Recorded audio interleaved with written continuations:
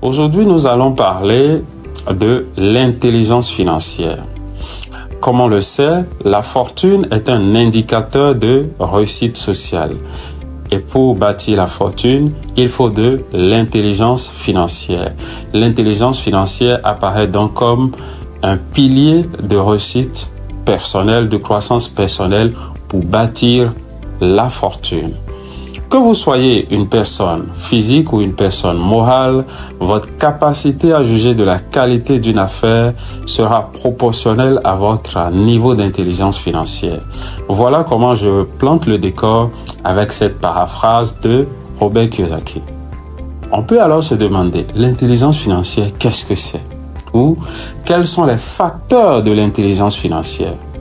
Dans son ouvrage, dont la version française est Augmenter votre intelligence financière, Robert Kiyosaki distingue 5 facteurs de l'intelligence financière.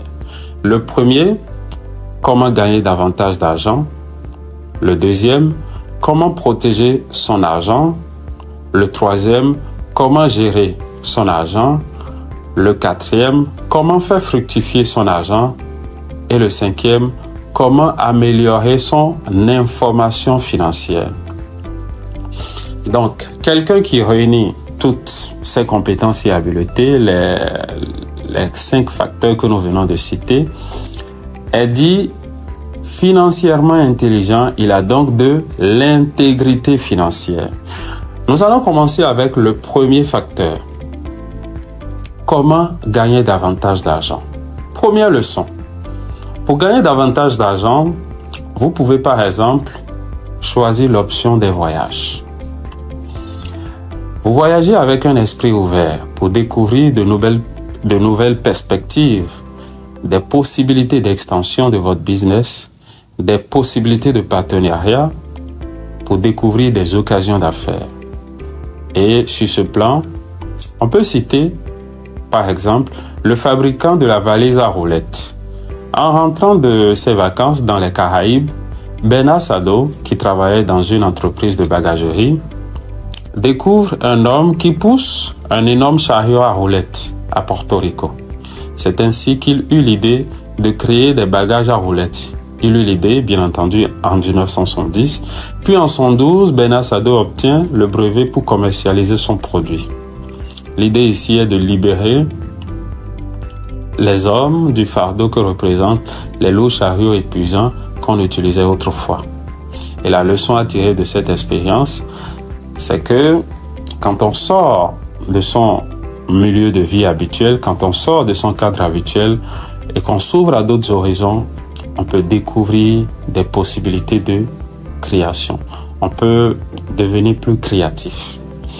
Plus tard, d'autres créateurs vont optimiser l'approche de Sadeau. Donc, ils vont améliorer ce que Sadeau a déjà proposé. Et comme on le sait, l'idée de business n'est pas forcément une innovation. On sait que Google, c'est une innovation, Facebook est une innovation, comme plusieurs autres. Mais l'idée de business n'est pas uniquement une innovation, elle peut être également une optimisation des produits ou services déjà existants. Voilà pour la première leçon. Pour gagner davantage d'argent, on peut choisir l'option des voyages. On aborde ainsi la deuxième leçon. L'un des moyens de gagner davantage d'argent est de vendre une compétence que vous avez déjà acquise, de façon consciente ou de façon inconsciente. En général, lorsqu'il s'agit d'une compétence inconsciemment acquise, les gens autour de vous l'ont déjà constaté et vous en ont peut-être parlé. Dans ces conditions, il faut en prendre conscience à temps pour l'améliorer et l'employer au service de ceux qui en ont besoin. Au début, vous pouvez utiliser une stratégie de prix qui vous permet de bâtir une notoriété certaine avant d'augmenter les prix au fur et à mesure que votre produit ou service progresse en termes de qualité. La troisième leçon que je développe ici, c'est que vous pourriez par exemple faire un deuxième boulot, un deuxième ou un troisième boulot pour acquérir et développer des compétences en vente, en marketing, en management, en négociation, ainsi de suite. Et je peux vous le garantir, des compétences en vente, en marketing, en management, ce sont de très bonnes options pour gagner plus que d'habitude. Faites-le gratuitement si les offres disponibles ne sont pas payantes. Parce que ces 3 compétences, comme beaucoup d'autres, sont essentielles pour la réussite entrepreneuriale. À propos de la vente et du marketing, Robert Kiyosaki déclare: je ne connais aucune autre compétence aussi importante que la vente, si ce n'est le marketing. Plus tard, Jordan Belfort se place dans une perspective similaire et dit à propos de la vente que le simple fait est que la capacité de conclure une vente est la distinction la plus importante pour avoir du succès et devenir riche si vous maîtrisez ce savoir-faire au plus haut niveau. On connaît l'histoire de Jordan Belfort. On sait qu'il a eu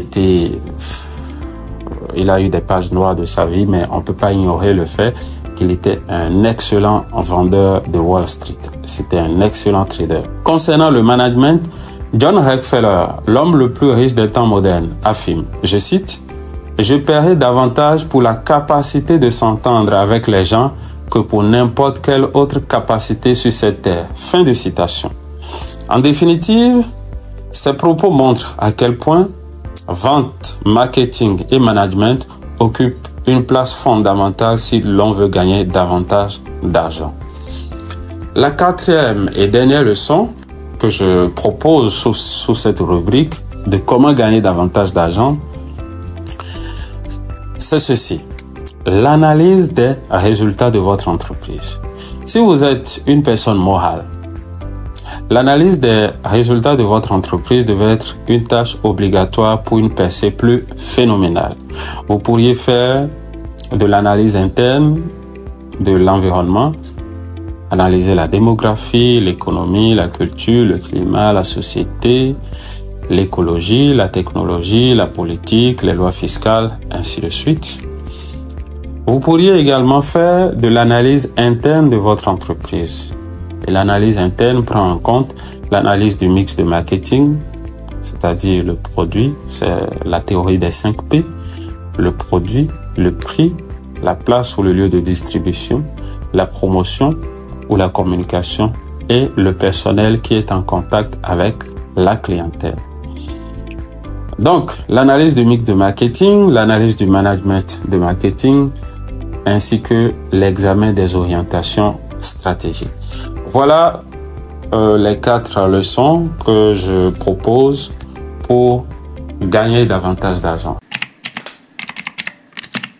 On parlait la dernière fois des 5 facteurs de l'intelligence financière. Aujourd'hui, nous allons aborder le 2e facteur, comment protéger son argent. Eh bien, le sujet d'aujourd'hui, comme je viens de le dire, c'est comment protéger son argent. Leçon numéro 1, les prédateurs souterrains. Si vous commencez à gagner de l'argent, la prochaine étape est de ne pas en perdre. Vous devez donc identifier les prédateurs et les discipliner. Ces prédateurs sont parfois souterrains. Il s'agit en général de vos proches, ce sont des membres de votre famille, ce sont des amis, ce sont des parents peut-être. Ils sont souterrains parce qu'ils vous sont proches et vous ne les voyez pas souvent comme des prédateurs. Ils vous prennent par les sentiments et si vous êtes assez sensible, vous devenez une proie facile à broyer. Vous devez comprendre la mentalité de certains proches, de certains membres de notre famille, de certains parents et amis, surtout en milieu africain. Ils pensent la plupart du temps que vous êtes un investissement à long terme dont ils ont le plein droit de tirer profit.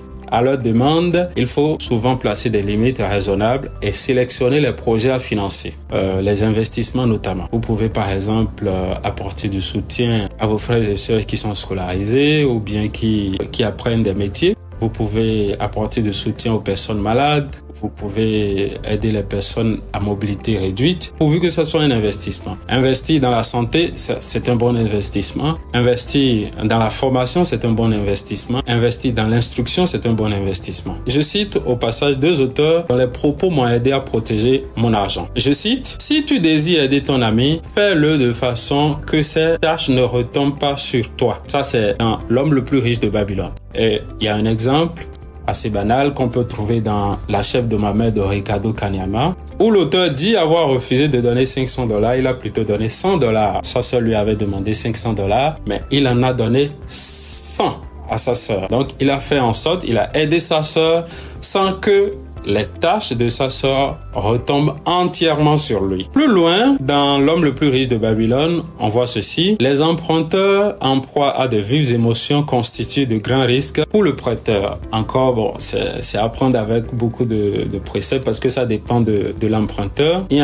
a des emprunteurs qui sont en proie à de vives émotions et qui sont pourtant raisonnables et qui sont crédibles. Donc, à vous de voir selon le cas. Donc, je vous invite à faire du social, mais décourager la dépendance et la mendicité. Je répète, faites du social, mais découragez la dépendance entière et la mendicité. Leçon numéro 2, sauver les actifs. Il ne faut pas vendre un actif ou s'endetter pour des cérémonies ruineuses, comme les enterrements, les baptêmes, les anniversaires, etc. Si vous émettez souvent votre argent, vous avez de fortes chances de devenir ou de rester pauvre.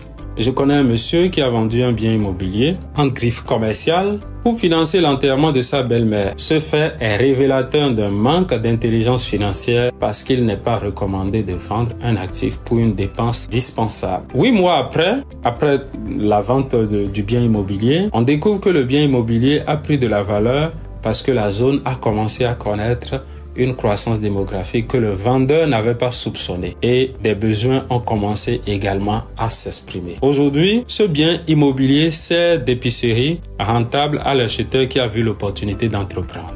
Voilà donc, inutile de vendre un actif ou s'endetter pour des dépenses qui sont pourtant dispensables ou qui ne sont pas indispensables. Leçon numéro 3, les lois fiscales. Une autre stratégie pour protéger son argent est la maîtrise des lois fiscales et des possibilités légalement autorisées pour mieux gérer les ressources de votre compagnie, de votre entreprise ou de votre organisation. À cet effet, il y a des montages qui peuvent être proposés par votre comptable ou votre fiscaliste, pourvu que ces montages soient légaux. Votre écosystème doit être choisi avec soin pour ne pas verser dans l'illégalité. Si vous faites de l'évasion fiscale, eh bien, il se peut que vous ayez des ennuis. Leçon numéro 4. Les ententes, les contrats, etc.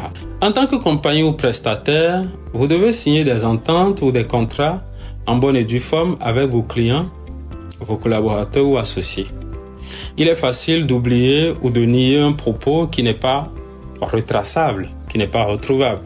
Si vous possédez des preuves écrites ou orales, des enregistrements audio ou vidéo, il est facile de retracer ce qui veut vous échapper. Aujourd'hui, il existe même des signatures vocales qui permettent de sauvegarder certains propos. Je vais vous raconter un fait vécu. Un jour, j'étais dans une communication tendue avec un client sur l'application WhatsApp et je lui ai demandé de m'envoyer une copie de l'entente que nous avions signée. Il me répond que c'était pourtant moi-même qui la lui avait envoyée et qu'il n'avait même plus la copie de l'entente qu'il avait reçue auparavant. J'ai insisté pour qu'il m'envoie le document, mais il m'envoya des stickers pour se moquer de moi. La vérité est que le dit client avait supprimé l'entente, ne sachant pas que je l'avais transférée sur mon ordinateur. J'étais convaincu qu'il était de mauvaise foi et j'avais compris l'intérêt de prendre mes dispositions et de protéger mon bien légalement acquis. Faites comme moi et signez des contrats, signez des ententes avec vos clients, vos associés ou vos collaborateurs. Ne l'oubliez pas, une signature non précédée de la mention lue et approuvée est pratiquement sans valeur. Leçon numéro 5. Vous venez de signer votre arrêt de mort. Si vous ne lisez pas les contrats, les ententes que vous prenez avec les prestataires ou les institutions qui vous vendent des produits ou services. Bon, j'ai un peu exagéré en parlant d'arrêt de mort, mais c'est quasiment ce que vous faites lorsque vous signez un document de surcroît précédé de la mention lui approuvée sans l'avoir effectivement lu. Je vais encore vous raconter un fait vécu, donc un fait réel. Mon bail de logement arrivait à terme à Montréal et selon les règlements en vigueur, je devrais soit le renouveler, soit libérer l'appartement. Lors de mon intégration dans l'appartement, je n'avais pas eu suffisamment le temps pour lire tout le document, tant il était long. Sans l'avoir lu en intégralité, j'avais donc intégré la chambre. Quand j'ai découvert que le contrat de bail m'avantageait peu, j'ai décidé d'en sortir.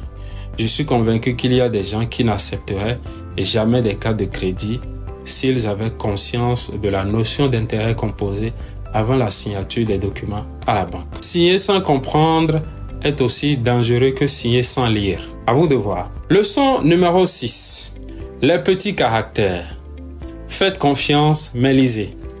Lorsque vous lisez un contrat, faites souvent attention aux petits caractères qui ont l'air parfois fastidieux. En général, les petits caractères portent des informations peu avantageuses pour le client, pour le bénéficiaire. S'ils sont petits, c'est peut-être parce que le prestataire ne veut pas que vous découvriez ces informations, les informations qui se trouvent là-dedans. C'est à vous de découvrir ce que recèlent les petits caractères et de voir si cela vous arrange ou pas. J'en ai déjà fait les frais parce que je faisais confiance au beau sourire de mon prestataire. Donc, faites confiance, mais lisez. Leçon numéro 7. Le désendettement. Le désendettement est une arme puissante pour protéger votre argent des taux d'intérêt parfois suicidaires, les intérêts composés notamment. Albert Einstein qualifie les intérêts composés de 8e merveille du monde et ajoute ceci, je cite, « Celui qui les comprend s'enrichit, celui qui ne les comprend pas les paiera. » Fin de citation. En fait, celui qui ne les comprend pas les paye très cher. Si vous êtes vraiment endetté, se libérer progressivement des obligations financières devient une meilleure option pour se protéger de la mauvaise notoriété financière. Pour les prêts conso ou les cartes de crédit, le remboursement doit être une urgence. Une urgence. Pour les bons prêts, les prêts pour investissement, le remboursement peut se faire selon les ententes avec l'institution financière ou le plus rapidement possible selon les capacités de chacun, selon les capacités de l'organisation. Eh bien, voilà les 7 leçons pour protéger son argent. La bonne gestion des finances personnelles est un facteur d'intelligence financière qui exige au préalable un minimum d'intelligence émotionnelle. Il est beaucoup plus facile de gagner de l'argent que de le protéger et de le gérer au mieux pour préparer le terrain à la fructification. Nous voyons donc aujourd'hui le 3e facteur de l'intelligence financière, comment gérer son argent. Eh bien, le niveau de gestion des flux de trésorerie révèle souvent le degré de maturité des individus. Ceux qui désirent l'abondance ou la fortune devraient faire preuve de bonne gestion des finances personnelles. Vous connaissez sans doute le principe officiellement connu sous les thèmes de se payer en premier. Eh bien, se payer en premier est un moyen efficace pour bien gérer son argent et devenir riche un jour. La vraie question, c'est combien faut-il mettre de côté pour faire preuve de bonne gestion? Combien faut-il épargner mensuellement ou régulièrement pour faire preuve de bonne gestion des finances personnelles? Si mensuellement vous épargnez 30% de votre salaire, vous avez beaucoup de chances de vous en sortir plus tard. Il est vrai que certains défenseurs du développement personnel comme Napoléon Hill et George Samuel Clarkson, l'auteur de L'homme le plus riche de Babylone, disent qu'à partir de 10% d'épargne mensuelle sur votre salaire, vous pourriez vous en sortir dans le futur. Mais la société de consommation dans laquelle nous sommes semble exiger un peu plus de fermeté pour une gestion optimale des finances personnelles si l'on veut réussir dans sa vie et dans la vie. Personnellement, ce que j'ai fait pour être financièrement indépendant, j'ai appliqué le principe du 67-33, c'est-à-dire 67% de mon salaire est destiné aux charges fixes et imprévues et les 33% qui restent épargnés de façon systématique pour l'investissement plus tard. À un moment donné, je me souviens avoir contacté ma banque principale pour indiquer le montant à prélever systématiquement de mon compte chèque ou mon compte épargne à chaque paye. Donc, il y a quelques leçons que nous allons citer ici. Ce sont des leçons de vie, des leçons tirées de mon expérience. Première leçon, visez la lune.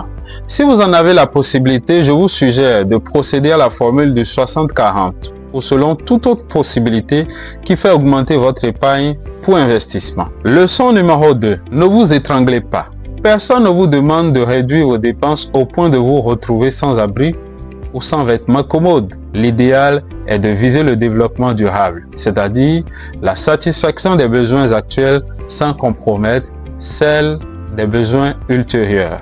Leçon numéro 3. Votre logement ne doit pas dépasser 25% de votre salaire. Il m'est arrivé de dépasser 25% de mon salaire et j'ai très tôt compris que je faisais fausse route. Donc, je suis retourné à mes anciennes habitudes et grâce à cette façon de gérer de l'argent, grâce à ces limites que je me suis données, mes finances se sont portées mieux. Leçon numéro 4. Vous devez épargner régulièrement au moins 30% de votre salaire pour que l'épargne vous permette de prendre un risque calculé au moment opportun. Leçon numéro 5. Vous devez épargner au moins 3 à 6 mois de votre salaire pour résoudre les problèmes imprévus et cet argent doit être accessible. La fortune ou devenir riche est beaucoup plus une question de bonne attitude continue et d'état d'esprit qu'une affaire de dur labeur. Et c'est pour cela que Napoléon Hill avait raison d'écrire « Réfléchissez et devenez riche » et non pas travailler dur et devenir riche. De ce point de vue, la richesse est d'abord spirituelle, mentale, psychologique avant d'être matérielle.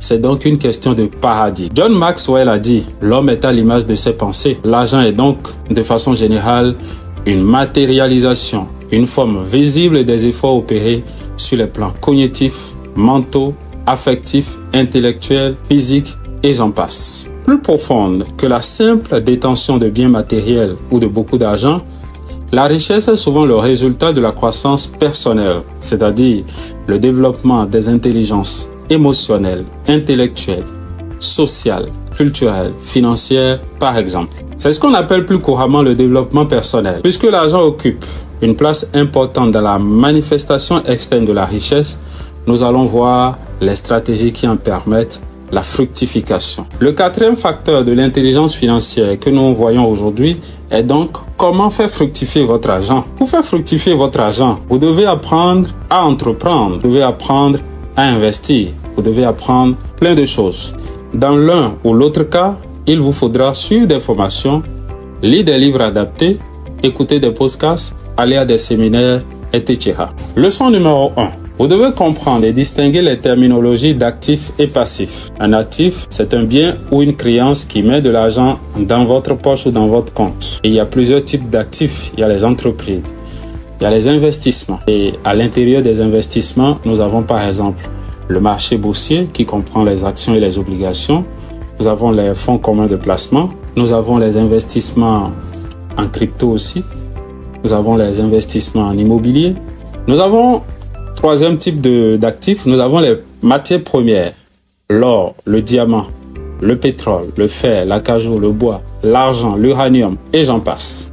Un passif est un bien ou une créance qui retire de l'argent de votre poche ou de votre compte. Nous distinguons les prêts bancaires, parfois hypothécaires, les créances sur obligation, les cartes de crédit et certains moyens de déplacement selon le cas. Leçon numéro 2. C'est un peu froid, mais je vais quand même le partager avec vous. Ne jamais démarrer un business avec un prêt hypothécaire ou un prêt avec intérêt. J'en ai déjà fait les frais parce que j'ai demandé à ma banque principale, j'ai demandé à Desjardins d'élargir ma limite de crédit pour financer un projet dans lequel je me suis fait arnaquer. Il m'a fallu 2 ans pour compléter le remboursement de ce crédit, un crédit dont les intérêts composés ne m'ont procuré aucun épanouissement. J'avais fait une dépression avant de terminer l'affaire au tribunal avec mon associé d'alors. Mon conseil est donc celui-ci: commencez avec votre propre argent et si l'investissement en vaut vraiment la peine et que le prêt bancaire ou le prêt en général, le prêt avec intérêt, est votre dernier recours, vous pouvez finalement solliciter un prêt raisonnable pour booster votre business ou faire une levée de fonds. Leçon numéro 3. Pour entreprendre, il vous faut apprendre plein de compétences. Vous devez apprendre à élaborer un plan de marketing stratégique. Il vous faut également connaître les techniques de vente, de négociation, les stratégies de marketing d'entreprise, le management et plusieurs autres compétences qui vous paraîtront nécessaires. À propos de la vente, vous le savez, lorsqu'une entreprise, lorsqu'une boîte ne fait pas de vente, elle ferme. Elle fait donc faillite. Vous devez maîtriser le marketing, vous devez apprendre à faire un peu de marketing. Le marketing, c'est une science qui s'applique et s'intéresse au marché, aux besoins du marché et à ceux du client. L'Université d'Ottawa définit le marketing comme étant un système d'entreprise et d'activités organisationnelles pour la conception, la mise au point, la promotion et la distribution de biens et services. En termes simples, le marketing est un système vital et fonctionnel d'entreprise qui étudie le marché et les prospects pour y découvrir les besoins à satisfaire. Vous devez apprendre le management. Le management s'intéresse à la gestion du personnel. Au début, vous êtes peut-être le seul employé de votre entreprise. Vous venez de vous faire un emploi et vous en êtes fier. Après quelques mois ou quelques années, vous devez embaucher une ou deux personnes, peut-être trois, ainsi de suite, pour vous aider à couvrir la demande du marché parce que vous êtes incapable de répondre tout seul aux besoins des clients dans les délais souhaités.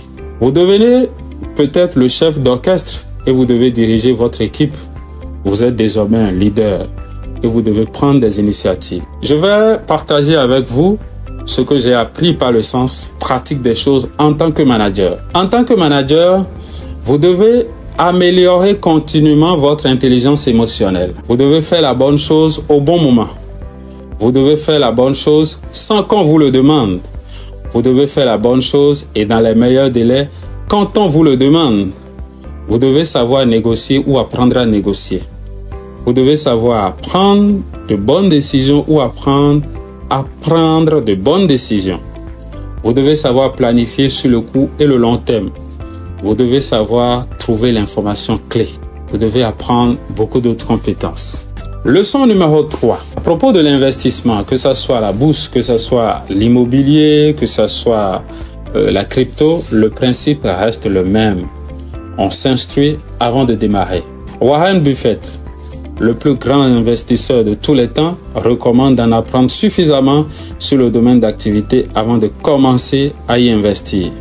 Il conseille même de se concentrer jusqu'à la réussite avant de se diversifier. Vous devez apprendre à penser long terme parce que la volatilité du marché boursier, de l'immobilier ou de la crypto vous fera comprendre que c'est à l'achat qu'on gagne et non à la vente. Tout compte fait. L'investissement ou l'entrepreneuriat exige beaucoup, sinon beaucoup plus d'intelligence émotionnelle que d'intelligence intellectuelle. Pour les matières premières, vous devez comprendre le fonctionnement du marché, comprendre l'offre, comprendre la demande et comprendre le système ou le fonctionnement du lobbying. La réussite financière nécessite souvent l'appartenance à un réseau adapté aux affaires. Il faut appartenir au bon réseau, construire ou intégrer un écosystème bâti à cet effet. Si vous êtes un entrepreneur, votre écosystème est peut-être banquier, avocat d'affaires, comptable, entrepreneur, investisseur, homme d'affaires, et j'en passe. La constitution de l'écosystème peut passer par le networking, le coworking, les sorties au voyage pour améliorer votre information financière. Le cinquième et dernier facteur de l'intelligence financière est, selon Robert Kiyosaki, l'amélioration de votre information financière. Leçon numéro 1. Le networking. Le networking, c'est la création de réseaux ou de carnets d'adresses pour élargir son réseau, son cadre d'influence, pour rencontrer de nouveaux clients, pour rencontrer de nouveaux prospects, pour rencontrer de nouveaux associés afin de développer votre entreprise. Les expériences ont montré que c'est en réseautant quantitativement et qualitativement qu'on rencontre souvent les personnes qui détiennent les informations utiles à notre business, à notre secteur d'activité, à notre vie professionnelle. Cette rencontre peut être physique lors des événements comme les conférences, les colloques, les séminaires, les formations, les voyages, etc. La rencontre peut être également virtuelle pour l'opérateur qui utilise la force des réseaux sociaux professionnels comme LinkedIn, Twitter. Pourquoi le networking est aussi important? Selon Étienne Alcouf, le networking vise à partager des connaissances, saisir des opportunités, établir des connexions et améliorer votre réputation. Et on sait à quel point tous ces éléments sont importants dans le business pour un entrepreneur, pour un investisseur. Leçon numéro 2, le coworking. Le coworking, c'est comme une activité sportive à la salle de gym. Vous y trouverez motivation et productivité. À la salle de gym, on est souvent challengé par notre entourage de façon inconsciente. Les habitués de la salle de gym savent qu'en règle générale, lorsqu'on travaille en équipe, surtout avec des gens plus forts que nous dans notre domaine, notre productivité s'améliore. De la même manière, le coworking est une option qui peut aider à avoir des informations financières de qualité lorsqu'on est dans un bon réseau. Par télépathie ou lors des conversations, vous acquérez des informations qui, lorsqu'elles sont bien vérifiées, peuvent servir de pilier à votre business. Le coworking peut également servir d'opération de veille informationnelle pour actualiser les informations de votre secteur d'activité ou de votre business. En définitive, le réseautage réunit networking et coworking pour une information financière améliorée. Voilà, c'est tout pour cette nouvelle vidéo. Je vous remercie d'être abonné ou de vous abonner et d'activer la cloche de notification pour rester à l'affût du prochain contenu. À bientôt.